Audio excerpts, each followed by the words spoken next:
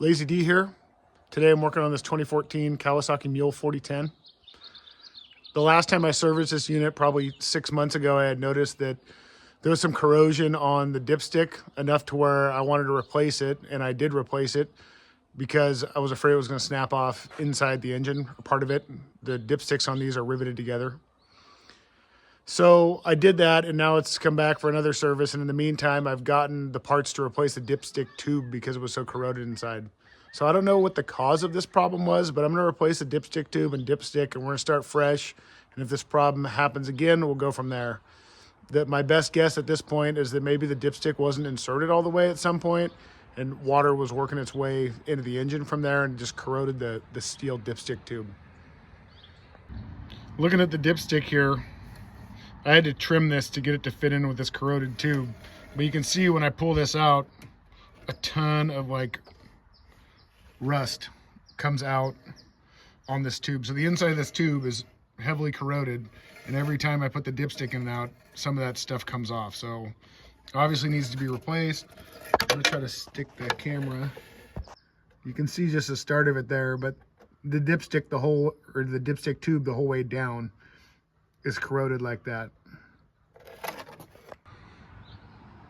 I haven't done this job before, but looking at it, here's our dipstick tube that comes around and it goes down to the engine, or the crankcase down there.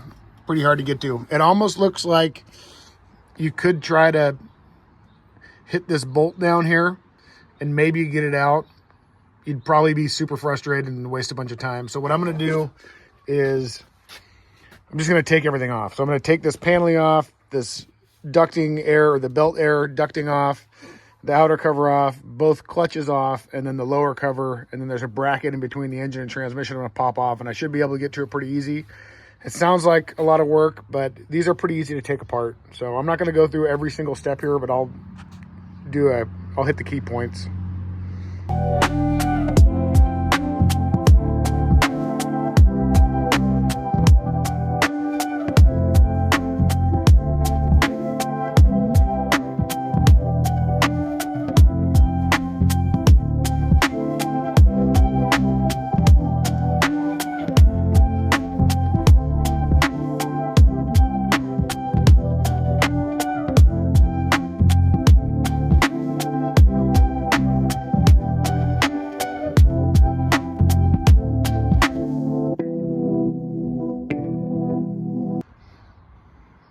I now have both the clutches off.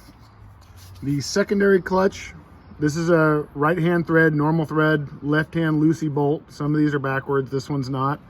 In order to actually slide the secondary clutch off after I took the bolt out, I had to undo the top bolt of the shock and pull it down so there was room. Pretty straightforward.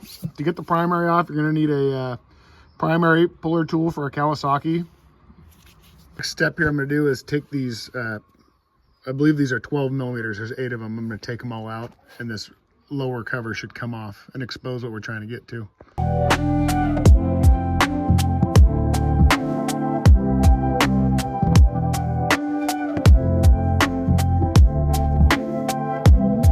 Okay, after I got the lower belt cover off, there was also that transmission bracket. Hopefully you saw in the time lapse that I had to take off. It was 3 more 12 millimeters.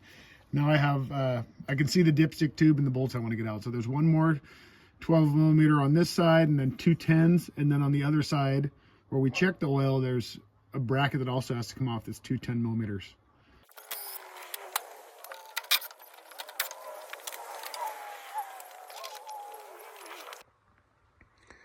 Here are the parts I'm using. So this is the old one, dipstick tube and dipstick.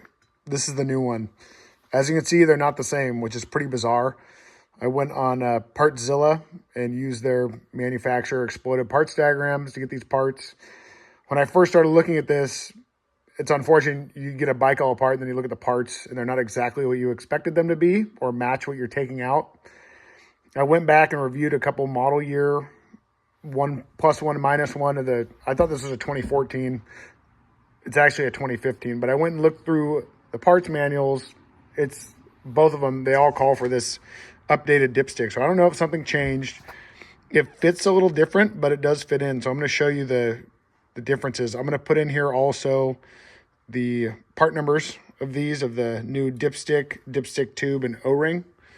That should be about all you need. Here's the new dipstick tube in. Like I said, this is a different design than the original one, but it does fit fine. And the new dipstick that I ordered is also the correct length. So it's going to go in the same spot, but instead of coming up and then shooting over to the other side of the engine, it wraps kind of up around next to the cylinder head here. The new mount goes underneath. I believe this is a crankcase ventilation kind of baffle deal here. Underneath the bracket there, it mounts. And then the dipstick is now accessible from under the driver's seat instead of by the air filter box.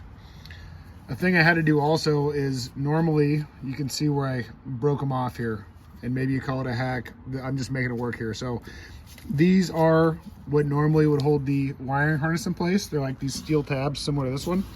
So I broke those off so I can move this wiring harness down to get it out of the way of the dipstick. And I'm just going to zip tie this along the frame, and it's going to be fine. And if you ever have to take this off, you cut the zip ties and put new ones, and it'll be totally acceptable. So I'm going to go ahead and put this back together, just reverse order here.